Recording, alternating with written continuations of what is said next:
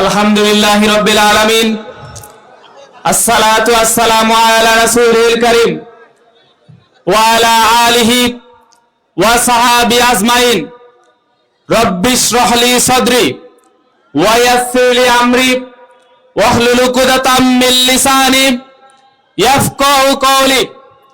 আজকের এই ঐতিহাসিক নির্বাচনী জনসভায় উপস্থিত পঞ্চগড়ের বিভিন্ন স্তরের নেতৃবৃন্দ, বাংলাদেশ জামাতে ইসলামী, এনসিপি সহ 10 দলীয় জোটের বিভিন্ন স্তরের দায়িত্বশীল বৃন্দ, আমার সামনে উপবিষ্ট সাংবাদিক বৃন্দ, পঞ্চগড়ের পান, আমার সামনে উপবিষ্ট ভোটার বৃন্দ, যারা এই পঞ্চের পর দিন আমাদের ভাইদের মুখের ভেতর বন্দুক ঢুকে গুলি করা আর বলা হয়েছে তুমি ইসলামী আন্দোলন করো, তুমি ছাত্র শিবির করো, এই করা ছেড়ে দাও, তাহলে তোমাকে আমরা বাঁচিয়ে রাখবো। আমাদের ভাইয়েরা বলেছে আমরা দুনিয়াতে বিড়ালের মতো বেঁচে থাকতে আসি নাই, আমরা সিংহের মতো বেঁচে থাকতে এসেছে। সম্মানিত ভাইয়েরা, সেই দিন ফিরে এসেছে, ইনসাফের পক্ষে রায় দেওয়ার সময় এসেছে। সারা বাংলাদেশের মানুষ ঐক্যবদ্ধ হয়েছে। যারা ইনসাফের পক্ষে থাকতে চায় তারা একসাথে জোট বেঁধেছে।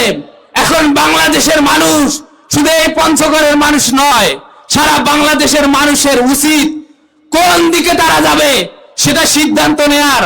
আমরা আশা করি বাংলাদেশের মানুষ যে নির্যাতন নিষ্পেষণ দেখেছে, যে চাঁদাবাজি দেখেছে, যে টেন্ডারবাজি দেখেছে, আমাদের মা বোনদের উপর যেভাবে অত্যাচার হয়েছে, বাংলাদেশের মানুষ ইনসাফের পক্ষে অবশ্যই সিদ্ধান্ত নেবে ইনশাআল্লাহ।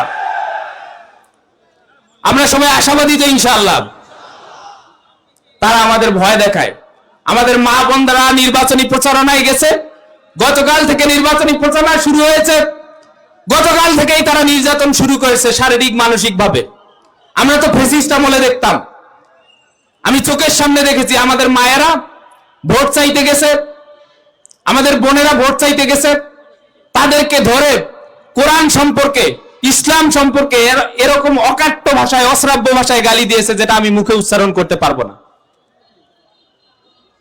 তো আপনারাও কি সেই ফ্যাসিস্টের পথে হাঁটতেছেন? আপনারা কেন আমাদের মা বোনদেরকে অত্যাচার নির্যাতন করতেছেন? সারা বাংলাদেশের মানুষ যখন ইনসাফের পক্ষে থাকতে চায় তখন আপনারা ভয় পাচ্ছেন, আমরা বুঝতে পারি। যতই ভয় দেখেন না কেন, আমরা বলতে চাই মুসলিম আমি, সংগ্রামী আমি, আমি চিররণবীর, আল্লাহকে ছাড়া কাউকে মানি না। নারায়ে তাকবীর, নারায়ে তাকবীর।